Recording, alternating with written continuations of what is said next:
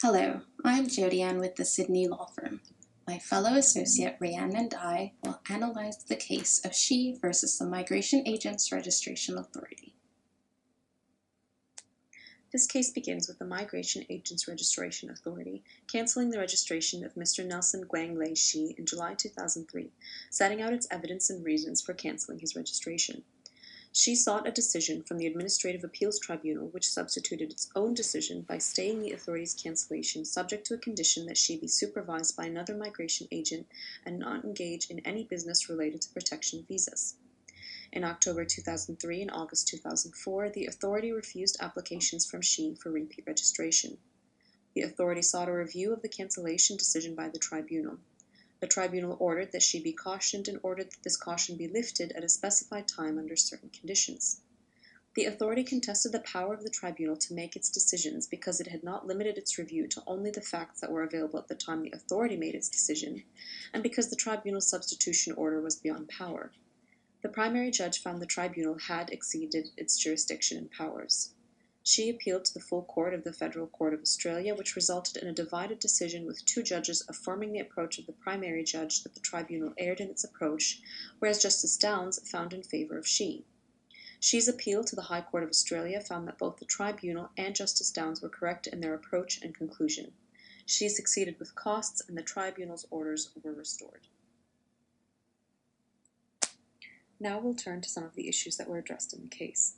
The authority argued that if the tribunal was reviewing an error of law, then it shouldn't consider facts or merits of the case. This issue was easily dispensed with.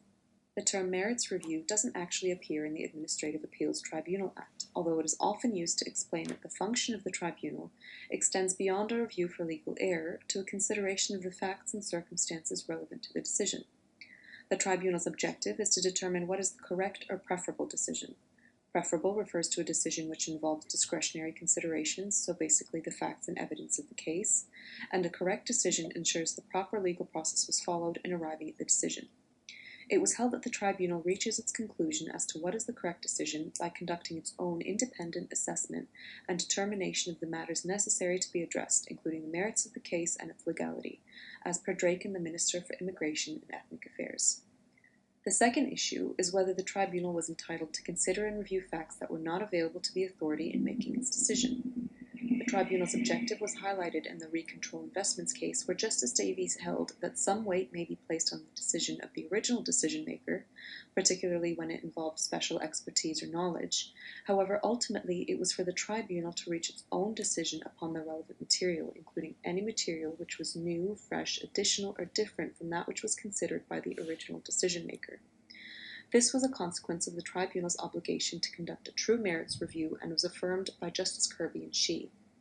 The purpose of Section 43 of the AAT Act is to give the tribunal power to substitute its own decision for that of the original decision, highlighting the fact that the tribunal can consider the most up-to-date information available. Justice Kirby held that administrative decision-makers are generally obliged to consider the best and most current information available, which is characteristic of good public administration. The language in the Migration Act clearly contemplates the possibility that circumstances may change between an initial decision of the authority and a subsequent decision of the tribunal. Each of the grounds of cancellation were expressed in the present tense, and the circumstances to which each was addressed could be altered by supervening events. Justice Kirby concluded that there was no temporal element in the case, leaving the tribunal free to conduct its review on the latest material available. This doesn't mean that the courts will always give the tribunal broad powers. The nature of the decision under review will be considered, as it may confine the tribunal's attention to the state of the evidence at a particular point in time. However, there was nothing in She to limit the facts considered to those available to the authority. Let's look at the jurisdiction to impose conditions. The general rule is that the tribunal has the power to substitute its decision for the authority. 4 judges relied on case law rather than the legislation in determining that the tribunal did indeed have jurisdiction and that the conditions were not inconsistent with the Act. However, Justice Kiefel did not agree that the tribunal had addressed the question at issue, which was, what available disciplinary action should have been taken. Instead, the tribunal chose to address whether She could provide restricted immigration assistance. Kiefel disagreed With this approach, because the question it answered and the conditions it sought were not available under the Act. Kiefel added that the Act does not allow restricted immigration assistance and that by restricting she, the tribunal may have thought that it was not appropriate for she to continue as an agent. Although Her Honor's ruling is not precedence, it signifies that there may be qualitative disputes regarding the equivalence of special conditions, what is viewed as restricted immigration assistance, and whether conditions are in fact available under the Act. What has happened since she? In the case of Issa, the tribunal presidential member cites she when strongly disagreeing with any reference to a restricted time frame for decision reviews. Another decision considering this broader time perspective endorsed by she is the more recent case of Daily Update, where the tribunal cited its reliance on both she and Drake as important case law providing authority to review additional information.